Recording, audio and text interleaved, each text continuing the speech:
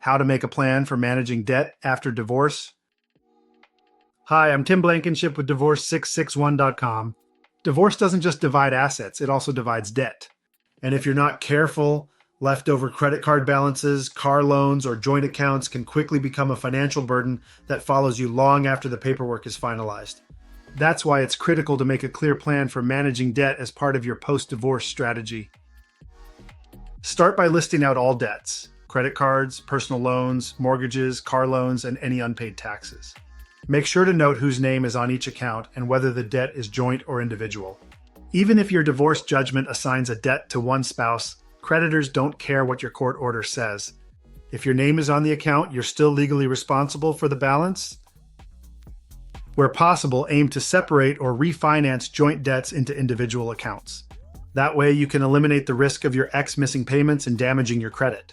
For example, if your ex is keeping a car with a joint loan, your divorce agreement should include a requirement to refinance it solely into their name within a specific time frame. Once you know what you're responsible for, build a realistic repayment plan. Prioritize high-interest debt first and consider tools like debt snowball or avalanche methods to pay things down efficiently. If money is tight, contact lenders to negotiate payment plans or lower interest rates. Many are willing to work with you during life transitions like divorce. We recently helped a client whose ex agreed to pay off a joint credit card but stopped making payments.